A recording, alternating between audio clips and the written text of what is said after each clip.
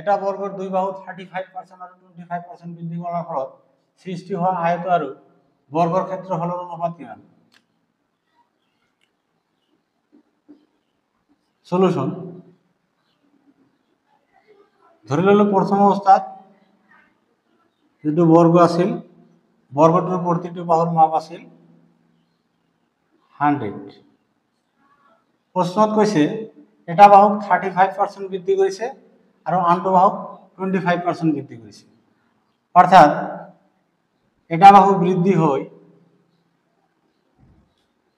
হৈছে 135 আৰু আনটো বাহু বৃদ্ধি হৈছে 125 প্ৰশ্নত কৈছে নতুনকৈ সৃষ্টি হয় আয়ত আৰু আগত যেটো বৰ্গ আছিল সেই বৰ্গৰ কালিৰ অনুপাত আগত বৰ্গ আছিল এইটো আৰু ইয়াৰ বাহুৰ বৃদ্ধি হয় পিছত হল এইটো বৰ্গৰ কালি side into side 100 100 into 100 ratio আয়তর কালি দিক from প্রস্থ দিক 135 ইনটু প্রস্থ 125 25 100 এর ভিতৰত 4 time 25 5 time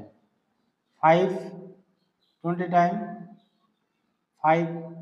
4 time 5 27 time 4 into 4 16 ratio 27